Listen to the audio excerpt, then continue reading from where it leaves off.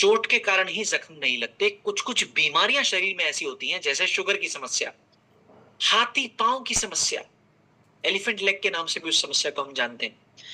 ऐसी परिस्थिति में आपने अच्छा क्या ये बात सुनी है क्या कि अगर किसी व्यक्ति को जिनको शुगर है उनको चोट लग जाए, उनके जख्म बन जाए शरीर के अंदर, तो डायबिटीज वाले व्यक्ति के जख्म जल्दी नहीं भरते गैंग्रीन की परिस्थिति में। हाँ हाँ, शुगर की वजह से उनके जख्म जल्दी नहीं भरते। अब आपने ट्रेनिंग में सीखा कि जिंक जख्मों को जल्दी भरने में मदद कर सकता है, तो क्या शुगर वाले व्यक्तियों को इम्यूनिटी के प्रोडक्ट में जिंक का इस्तेमाल करवाना चाहिए कि नहीं करवाना चाहिए? मुझे आप चैट बॉक्स में बता दीजिए। हालांकि इम्यूनोडॉक को छोड़कर कोई भी इम्यूनिटी का प्रोडक्ट इस्तेमाल कर सकते थे वो व्यक्ति, लेकिन मुख्यतः शुगर वाले व्यक्तियों को अब इम्यूनिटी के प्रोडक्ट में क्या हम जिंक का इस्तेमाल करवा सकते हैं कि नहीं करवा सकते? करवाना चाहिए गुरुदेव। और सुनना, किसी व्यक्ति को गैंग्रीन की परिस्थिति है, ये जख्मों को हील करने में मदद कर सकता है, तो क्या गैंग्रीन की परिस्थिति में इम्यूनिटी के प्रोडक्ट में क्या जिंक का इस्तेमाल करें या ना करें? बिल्कुल करवा सकते हैं, प्रदीप सर कह रहे हैं। क्या बात है, क्या बात है। और सुनना, और सुनना, एक त्वचा पे जख्म बनने की परिस्थिति है जिसको आप कहते हैं सोराइसिस की समस्या। सोराइसिस की समस्या में जब बहुत ज्यादा ये समस्या बिगड़ जाए, तो क्या त्वचा सूख कर झड़ने लगती है कि नहीं झड़ने लगती? हाँ या ना? तो अब जिन व्यक्तियों को सोराइसिस की समस्या है, क्या उनको इम्यूनिटी के प्रोडक्ट में जिंक का इस्तेमाल करवाएं या ना करवाएं? करवा कोई भी सकते हो, पर कहां ज्यादा लाभ हमको निकालने हैं ये समझना भी जरूरी होगा। बात समझ में आ गई? ओके ओके ओके, ठीक है। तो अभी तक हमने इम्यूनिटी संबंधित फायदे जाने, शरीर के से रोगों को बचाने वाले फायदे जानने का प्रयास करा। तो वायरस इन्फेक्शन के कारण अगर त्वचा संबंधित किसी भी समस्या में, allergy, eczema, white spots, black spots, सब परिस्थिति में, सोराइसिस, सब परिस्थिति में, अब हमने जख्मों को हीलिंग के फायदे जाने, अब और फायदों को जानने का प्रयास करेंगे। जिन व्यक्तियों को लूज मोशंस लग जाते हैं, उन व्यक्तियों को भी जिंक का इस्तेमाल करना चाहिए। जिन व्यक्तियों को बाल टूटने की समस्या है, नाखून टूटने की समस्या है, उन व्यक्तियों के लिए भी जिंक का इस्तेमाल करवा देना चाहिए। और जिंक की कमी आपके शरीर के अंदर होना बहुत बड़ा कारण है आपके शरीर में अलग अलग सेक्सुअल समस्याओं को जन्म देने के लिए। ज्यादातर लोगों को इस बात का एहसास ही नहीं है कि जिंक की कमी के कारण शरीर के अंदर अलग अलग सेक्सुअल संबंधित समस्याएं जन्म ले सकती हैं। अब आप सोचना, जिन व्यक्तियों को सेक्सुअल हेल्थ की कोई भी समस्या है, चाहे नपुंसकता की समस्या हो, चाहे पुरुषों को, चाहे महिलाओं को, चाहे इरेक्शन संबंधित समस्या हो, चाहे सेक्सुअल हार्मोन्स में गड़बड़ी की समस्या हो, क्या उसके पीछे एक वजह जिंक की कमी भी हो सकती है? हाँ या ना? अभी हमने जाना कि जिंक की कमी के कारण सेक्सुअल संबंधित समस्याएं शरीर में उत्पन्न हो सकती हैं। अब जब जिंक की कमी के कारण उत्पन्न हो रही हैं, तो क्या सेक्सुअल संबंधित समस्याओं में भी जिंक का इस्तेमाल कर लेना चाहिए कि नहीं कर लेना चाहिए?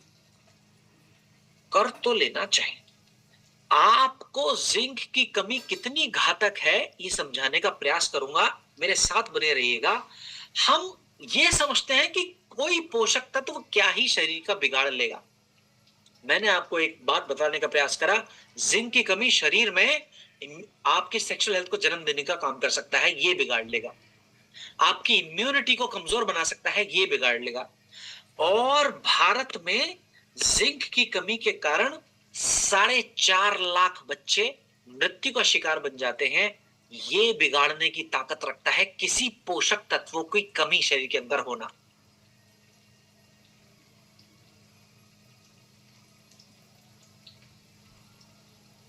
ठीक है,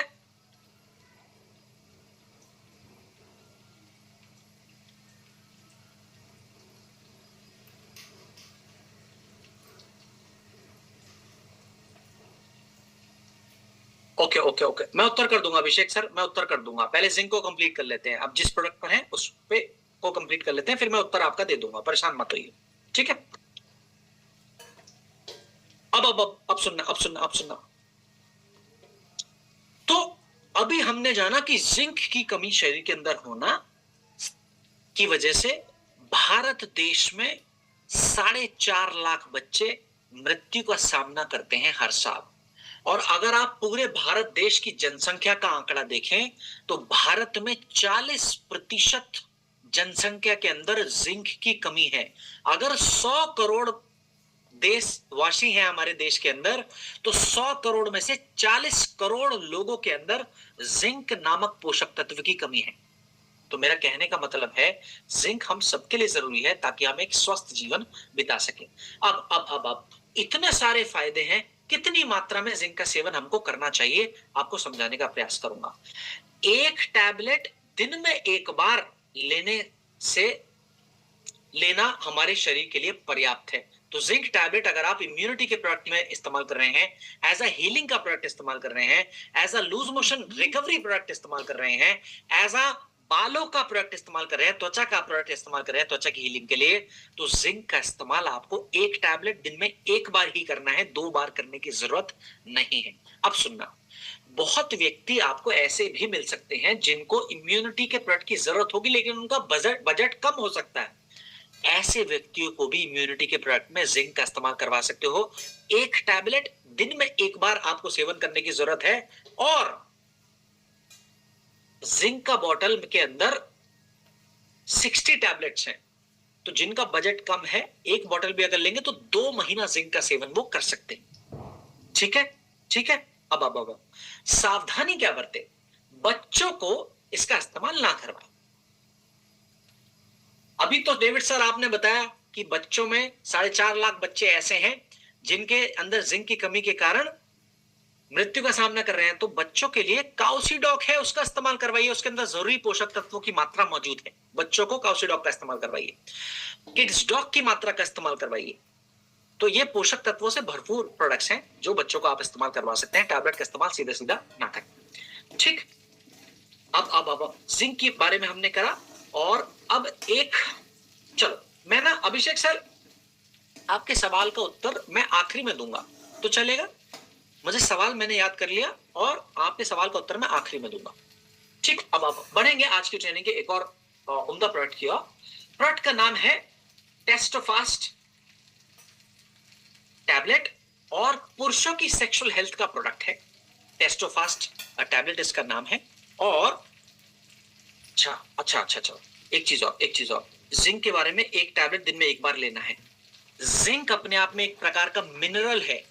कोई भी विटामिन, कोई भी मिनरल, कोई भी मल्टीविटामिन के मैंने नियम बताए थे। तो जिंक का इस्तेमाल कब करना है, खाने के पहले करना है या बाद में करना है, दूध से करना है या पानी से करना है, मुझे इतना बता दीजिए बस। खाने के बाद करना है और पानी से करना है। चैट बॉक्स में बिल्कुल सही उत्तर आ गए। हाँ, माने बात याद रही, नियम याद रही। तो जिंक भी क्योंकि मिनरल है तो इसका इस्तेमाल भी आपको इस तरीके से कर लेना चाहिए, खाने के बाद पानी के साथ, दिन में एक बार एक टैबलेट ओनली। अब पुरुषों की सेक्सुअल हेल्थ संबंधित समस्याओं को मद्देनजर रखते हुए बनाया गया प्रोडक्ट है। प्रोडक्ट का नाम है टेस्टोफास्ट टैबलेट। अगर हम पुरुषों की सेक्सुअल हेल्थ की बात करें, एक समस्या बहुत कॉमन है, शुक्राणुओं की गिनती में कमी आ जाना। एक और समस्या बहुत कॉमन है पुरुषों के अंदर, टेस्टोस्टेरोन नामक सेक्सुअल हार्मोन की मात्रा पुरुषों में कम बनना। एक और समस्या बहुत कॉमन है, वो है जननांगों में तनाव लाने की समस्या, इरेक्टाइल डिस्फंक्शन की समस्या। एक और समस्या बहुत कॉमन है पुरुषों के अंदर, वो है प्रीमेच्योर इजैकुलेशन, माने शीघ्र पतन। ऐसी सब परिस्थितियों में बेझिझक टेस्टोफास्ट का इस्तेमाल हम सभी लोग कर सकते हैं, जो पुरुषों की सेक्सुअल हेल्थ संबंधित समस्या में लाभ देने में मदद कर सकता है। अब सुनेंगे।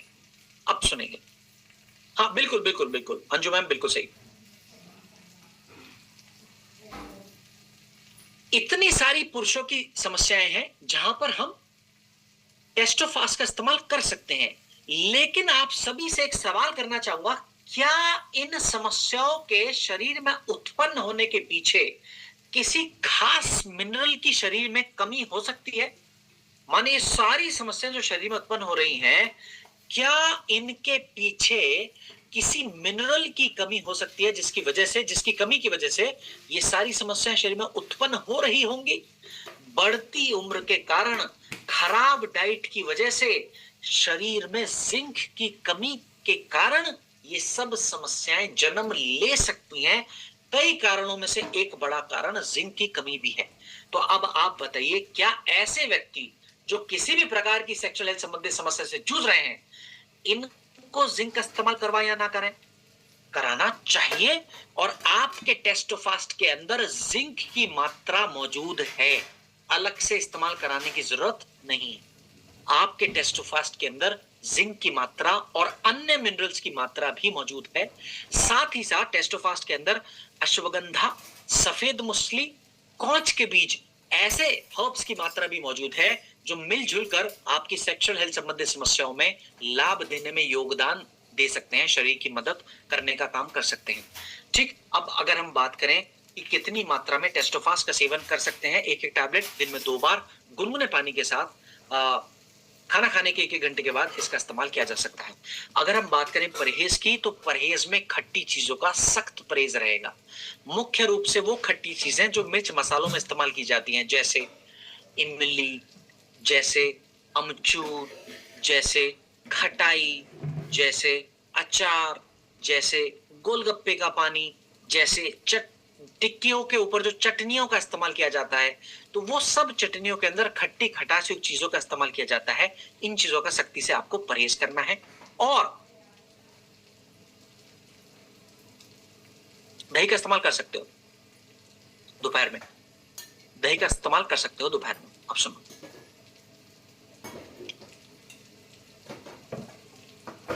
परहेज के अलावा कुछ सावधानियां भी हैं, जिन सावधानियों को आपको मद्देनजर रखना चाहिए। वो सावधानी क्या है? किसी भी व्यक्ति को हाई बीपी की समस्या में टेस्टोफास्ट और थंडर ब्लास्ट का इस्तेमाल नहीं करना चाहिए। किसी भी व्यक्ति को अगर उच्च रक्तचाप की समस्या है, तो उन व्यक्ति को टेस्टोफास्ट और थंडर ब्लास्ट का इस्तेमाल नहीं करना चाहिए। जिनको हाई बीपी की समस्या नहीं है, वो टेस्टोफास्ट का इस्तेमाल थंडर ब्लास्ट के साथ भी बेझिझक रूप से कर सकते हैं। Thank you so much Priya Dubey ma'am, बहुत बहुत धन्यवाद आपका। अब सुनिए, अब सुनो,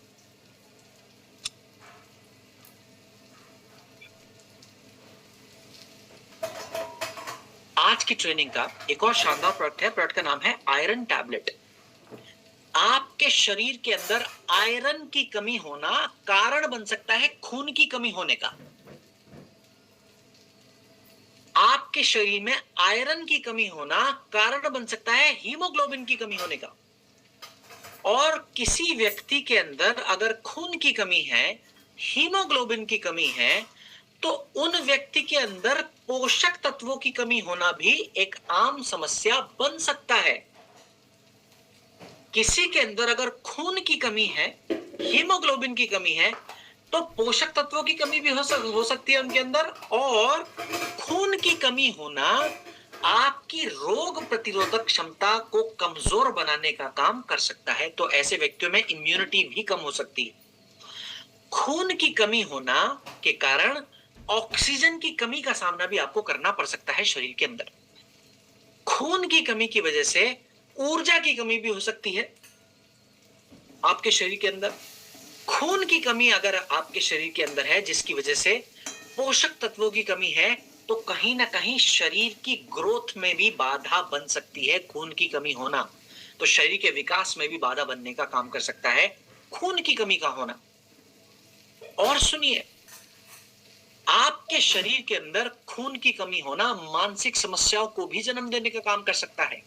खून की कमी होना त्वचा के ग्लो को भी खत्म कर सकता है।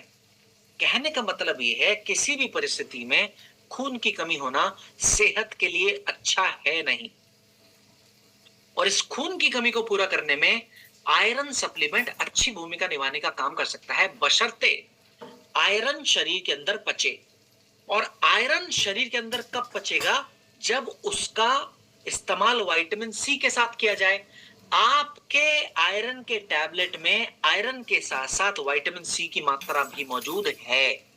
और बता दूं, आयरन के फायदे बढ़ जाते हैं, गुणधर्म बढ़ जाते हैं अगर उसका इस्तेमाल विटामिन बी 12 और फॉलिक एसिड के साथ किया जाए। आपके आयरन के टैबलेट के अंदर विटामिन बी 12 और फॉलिक एसिड की मात्रा भी मौजूद है, तो अपने आप में धनी है, गुणों से भरपूर है आयरन का सप्लीमेंट। इसका इस्तेमाल खून की कमी के लिए, हीमोग्लोबिन की कमी के लिए बेझिझक रूप से किया जा सकता है। एक एक टैबलेट दिन में 2 बार गुनगुने पानी के साथ खाना खाने के 1-1 घंटे के बाद आप इसका इस्तेमाल कर सकते हैं। अब एक सवाल आ सकता है, क्या सर इसका इस्तेमाल हम विटामिन बी 12 के साथ कर लें? उत्तर है हाँ, कर सकते हो, लेकिन विटामिन बी 12 एक बारी से ज्यादा नहीं लेना अगर अलग से सेवन कर रहे हो तो। अब एक और सवाल आपके मन में आ सकता है, वो सवाल क्या है? कुछ लोग जिनको अलग अलग सप्लीमेंट्स की जरूरत है, जैसे कुछ लोग ऐसे होंगे जिनको कैल्शियम की भी जरूरत होगी, जिनको आयरन की भी जरूरत होगी। नियम ये याद कर लेना, हमेशा अपना कैल्शियम का सप्लीमेंट और आयरन का सप्लीमेंट अलग अलग समय पर लेना। सुबह के समय अगर आप कैल्शियम खाते हो तो आयरन शाम को खाइए, और अगर सुबह के समय अगर आप आयरन खाते हो तो कैल्शियम का टैबलेट शाम के समय खाना। दोनों को एक साथ कभी भी जीवन में मत खाना, क्योंकि कैल्शियम और आयरन विरुद्ध आहार है। आयुर्वेद के अनुसार विरुद्ध आहार वो माने जाते हैं जो कभी भी एक साथ नहीं खाने चाहिए। इसके अलावा एक हिस्सा और याद करना, ये सवाल भी बहुत लोगों के मन में आता है। हाँ चलो, पालक पनीर मत खाना। इसी नियम को मद्देनजर रखते हुए पालक पनीर की सब्जी मत खाइए। पालक में आयरन है, पनीर में कैल्शियम है, दोनों एक साथ पकाकर मत खाइए। अपने दूध को लोहे के बर्तन में न रखिए, ना पकाइए। कहने का मतलब यह है कि लोहे की कढ़ाई वाला दूध पीना बंद कर दीजिए, क्योंकि दोनों विरुद्ध हैं और विरुद्ध चीजों को एक साथ ना रखना है ना खाना है। अब एक सवाल लोगों के मन में और आता है, सर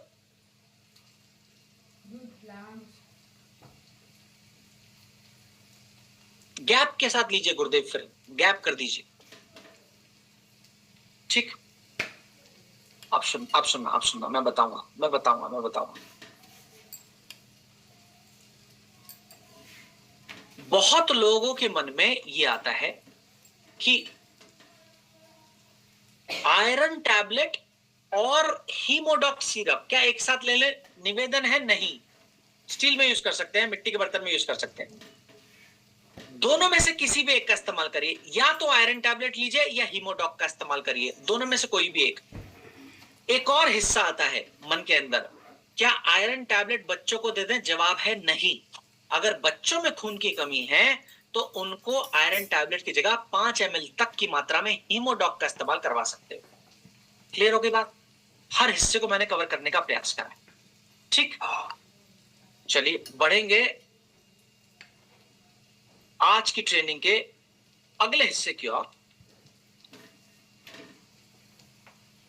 जिसका नाम है फिटडॉक पाउडर। अगला प्रोडक्ट है, मेटाबॉलिज्म संबंधित समस्याओं को मद्देनजर रखते हुए बनाया गया प्रोडक्ट है। प्रोडक्ट का नाम है फिटडॉक। हमारे शरीर के अंदर एक प्रक्रिया चलती है, दो प्रक्रियाएं चलती हैं। पहली प्रक्रिया में आपके शरीर के अंदर जो भोजन आप खा रहे हो, वो भोजन को तोड़ने का काम किया जाता है। ये पहली प्रक्रिया है। पहली प्रक्रिया में जो भोजन आप खा रहे हैं उस भोजन को तोड़ा जाता है ताकि उस भोजन से पोषक तत्वों को निकाला जा सके। ये पहली प्रक्रिया जो शरीर के अंदर चलती है सबके। अब दूसरी प्रक्रिया में जो निकाला गया पोषक तत्व है भोजन से, उन पोषक तत्वों को शरीर के अलग अलग हिस्सों में जहां जहां उनकी जरूरत है वहां पर भेज दिया जाता है। ये दूसरी प्रक्रिया है। इन दोनों प्रक्रियाओं में जो बैलेंस बनाने वाली प्रक्रिया है उस प्रक्रिया को हम कहते हैं मेटाबॉलिज्म। अब सुनना, जब जब मेटाबॉलिज्म में असंतुलन होगा तो शरीर में अलग अलग बीमारियां आएंगी। कहने का मतलब ये, मेटाबॉलिज्म का बैलेंस में रहना सबसे ज्यादा जरूरी है। और जब जब मेटाबॉलिज्म बिगड़ेगा, अगर कम होगा, कमजोर होगा मेटाबॉलिज्म, तो बीमारियां आएंगी। और अगर ज्यादा होगा जरूरत से तो भी बीमारियां आएंगी। अब कौन कौन सी बीमारी आ सकती है आपको बता दूं। अगर आपका मेटाबॉलिज्म कमजोर होगा, और ज्यादातर लोगों में कमजोर मेटाबॉलिज्म की ही समस्या है, तो मेटाबॉलिज्म अगर आपका कमजोर होगा तो मोटापे की बीमारी आने का खतरा बना हुआ है शरीर को। तो समाधान क्या है मोटापे के लिए? मेटाबॉलिज्म को तेज कर दीजिए। कैसे करें? फिट डॉग मदद कर सकता है इस परिस्थिति के लिए। आप सुनना, मेटाबॉलिज्म कमजोर आपके पाचन की वजह से भी हो सकता है, और मेटाबॉलिज्म कमजोर होना शरीर में हार्मोन्स को इंबैलेंस करने का भी काम कर सकता है।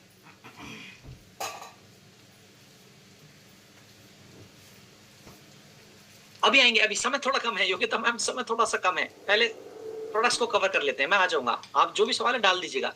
ठीक है ठीक है ठीक है, आप सुन रहा। और क्या होगा अगर मेटाबॉलिज्म जरूरत से ज्यादा है तो वजन शरीर का जरूरत से ज्यादा घट सकता है। यह भी अच्छी परिस्थिति नहीं। और जिन व्यक्तियों का मेटाबॉलिज्म कमजोर है उनको मोटापा तो आएगा ही, पाचन तो कमजोर होगा ही। ऐसे व्यक्तियों में ऊर्जा की कमी भी देखने को मिल सकती है। और आपको बता दूं, भारत देश में हर 3 में से 1 व्यक्ति का वजन जरूरत से ज्यादा है। मतलब क्या मैं कह सकता हूं इन 3 में से 1 व्यक्ति का मेटाबॉलिज्म कमजोर होगा, है ना?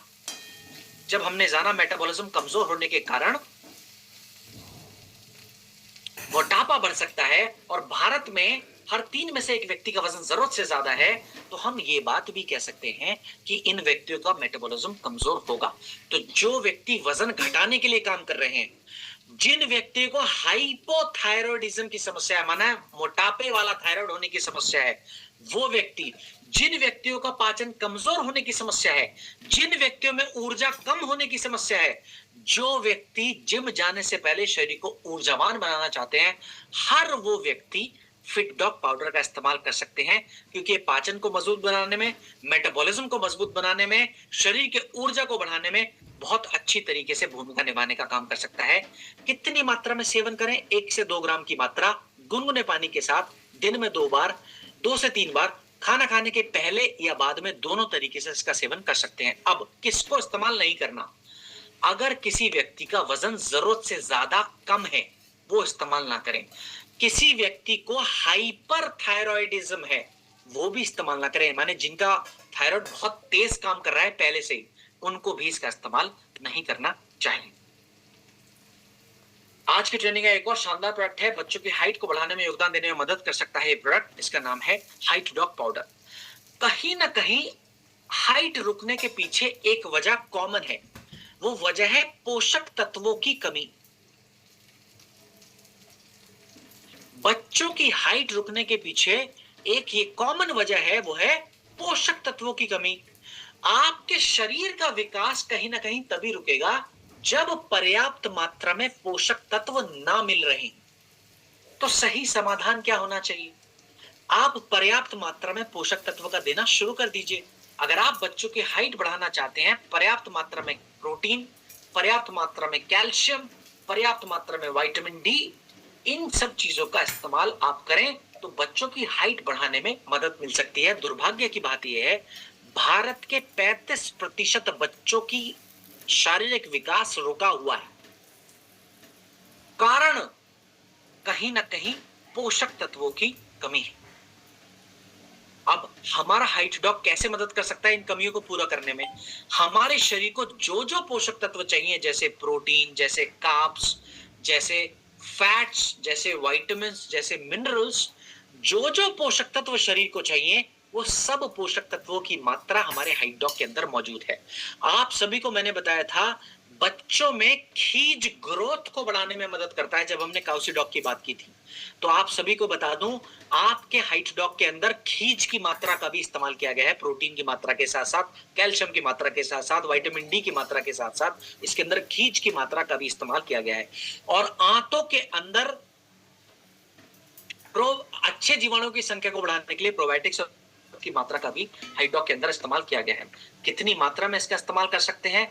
1 चम्मच जो हाइट डॉग के अंदर मौजूद है, दिन में 2 बार खाना खाने के 1 घंटे के बाद आप इसका इस्तेमाल कर सकते हैं। दिन के समय ले रहे हैं तो पानी के साथ ले लीजिए, रात के समय ले रहे हैं तो दूध के साथ ले लीजिए। साथ में रहन सहन की आदत में एक बदलाव जरूर करिएगा, वो बदलाव है ताड़ आसन का अभ्यास जरूर शामिल करिएगा। जिन बच्चों को हाइट बढ़ाने के लिए आप हाइट डॉग का इस्तेमाल करा रहे हैं, ताड़ आसन का अभ्यास योग में बताया गया है, जो कि मेरुदंड को खिंचाव देने में मदद करता है, हाइट बढ़ाने में सहयोग मिल सकता है। और कोई भी एक लटकने वाला अभ्यास भी शारीरिक अभ्यास में आप बच्चों को जरूर शामिल करवाना है। और आप सभी को बता दूं, एक सवाल लोगों में के मन में बहुत आता है कि क्या एज के बच्चों के साथ बच्चों के लिए इसका इस्तेमाल कराया जा सकता है। तो आप सभी को बता दूं, 5 साल से लेकर 25 साल तक के बच्चों के लिए इसका इस्तेमाल कराया जा सकता है। क्या साथ में किड्स डॉग इस्तेमाल कर सकते हैं? जवाब हाँ है। क्या साथ में काउसी इस्तेमाल कर सकते हैं? जवाब हाँ है। ठीक है, चलो आज की ट्रेनिंग का एक और उम्दा प्रोडक्ट रहने वाला है। प्रोडक्ट का नाम है डिलिफ्ट टैबलेट। मल्टीविटामिन का प्रोडक्ट है। मल्टीविटामिन को बहुत गहराई में हमने कवर करा है जब हमने जाना 5 मल्टीविटामिन के बारे में जो कंपनी ने आपके इस्तेमाल के लिए बनाए हैं। पांचों में से कोई भी एक का इस्तेमाल आप कर सकते हैं। आप चाहें तो डिलिफ्ट, आप चाहें तो मोरिडॉक, आप चाहें तो वीटाडॉक, आप चाहें तो स्पैराडॉक, और आप चाहें तो विमेन वेलनेस टैबलेट। अगर आप महिलाएं हैं तो नियम सेम रहेंगे डिलिफ्ट का भी, कि हमेशा खाना खाने के बाद खाना है, पानी के साथ खाना है, दूध से कभी भी ना खाएं, हमेशा मल्टीविटामिन्स बदल बदल कर खाएं। ये कुछ नियम थे जिनका मैंने जल्दी से रिवीजन आपको कराया है। आज की ट्रेनिंग का आखिरी प्रोडक्ट रहने वाला है। प्रोडक्ट का नाम है अश्वगंधा, और तनाव के लिए सर्वोत्तम प्रोडक्ट है माना गया है अश्वगंधा।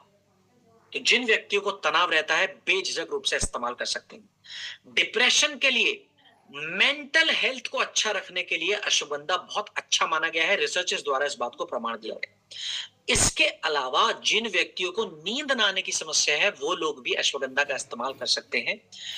अश्वगंधा के इन मानसिक स्वास्थ्य संबंधित फायदों के अलावा सेक्सुअल हेल्थ संबंधित फायदे भी मिलते हैं।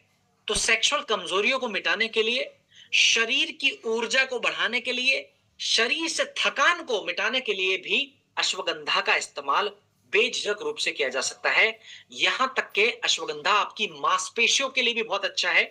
शरीर की बल वृद्धि के साथ साथ मांसपेशियों की वृद्धि के लिए भी अच्छा है, मजबूत बनाने के लिए अच्छा माना जाता है। यहां तक के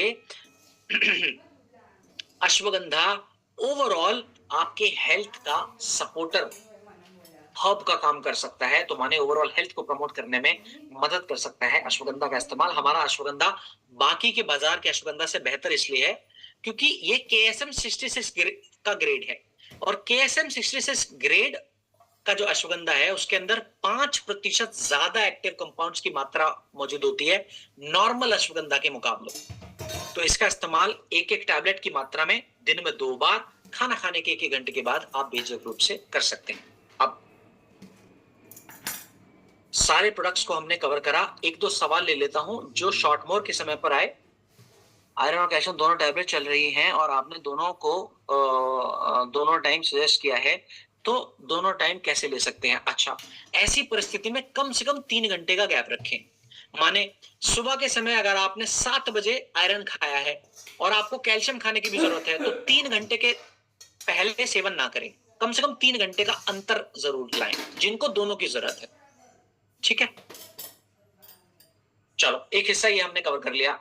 अब दूसरा, कम से कम 3 घंटे गैप। वैसे आमतौर पे हम 40 मिनट से लेकर 1 घंटे का गैप रखते हैं 2 प्रोडक्ट्स के बीच में, लेकिन अगर ये विरुद्ध आहार है तो कम से कम 3 घंटे गैप रखना चाहिए, ये नियम है। अब एक हिस्सा और है जिसमें कंफ्यूजन आ रहा था कि डेविड सर आपने मना किया है कि शॉर्ट मोर का इस्तेमाल और बेरीडॉग का इस्तेमाल हमको कैंसर की परिस्थिति में नहीं करना चाहिए, पर बहुत जगह पर कर भी लिया जाता है। तो क्यों मना कर रहे हो ये बता दीजिए, तो वजह उसकी जल्दी से बताने का प्रयास करूंगा।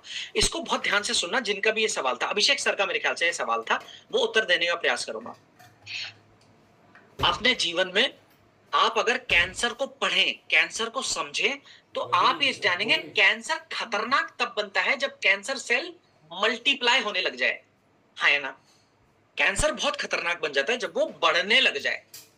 अब चाहे कैंसर का सेल है तो वो सेल ही। शरीर में सेल्स का भोजन है ग्लूकोज।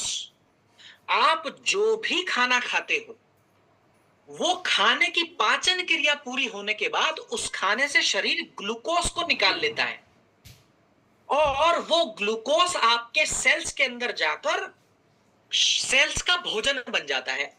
अब सुनना, होगा क्या जब आपके शरीर में कैंसर के सेल्स तेजी से फैल रहे हैं और आपने शरीर को ग्लूकोज की मात्रा दे दी, तो वो ग्लूकोज कैंसर सेल्स को भी मिलेगा और कैंसर सेल बड़े खुश होंगे और भी ज्यादा बढ़ेंगे। अब होगा क्या, फलों के अंदर प्राकृतिक रूप से ग्लूकोज की मात्रा मौजूद है, चाहे वो फ्रुक्टोज के रूप में है। जब आप मीठे फलों का सेवन करते हैं तो शरीर को आप ज्यादा ग्लूकोज की मात्रा प्रदान कर पाते हैं फ्रुक्टोज के रूप में। अब ये जो ग्लूकोज जब कैंसर सेल्स को मिलेगा मीठे फलों के माध्यम से, तो कैंसर सेल्स बड़े खुश हो जाएंगे और ज्यादा बढ़ने की संभावना बनी हुई है, क्योंकि कैंसर के सेल्स को भोजन मिल रहा है लगातार। अब आपने यह सुना होगा कि अगर किसी व्यक्ति को कैंसर है तो उनको फास्टिंग करनी चाहिए। क्यों? क्योंकि जब आप फास्टिंग करेंगे, किसी भी प्रकार का भोजन नहीं खाएंगे, फलों को तो छोड़ दीजिए, और जब भोजन नहीं खाएंगे तो शरीर को ग्लूकोज नहीं मिलेगा। शरीर को ग्लूकोज नहीं मिलेगा तो कैंसर सेल्स को भी ग्लूकोज नहीं मिलेगा। और इस परिस्थिति में क्या होगा, जब ग्लूकोज नहीं मिलेगा तो कैंसर सेल्स एक दूसरे को खाना शुरू कर देंगे और धीरे धीरे इनकी मात्रा शरीर में कम होने लग जाएगी। बात समझ गए? मीठे फलों का इस्तेमाल इसीलिए नहीं करना है, चाहे बेरीडॉक हो, चाहे शॉर्टमोर हो, या कोई भी मीठा प्रोडक्ट हो, इसलिए नहीं करना ताकि हम कैंसर सेल्स को ग्लूकोज की मात्रा काट सके। बात क्लियर होगी अभिषेक सर, उम्मीद करता हूं।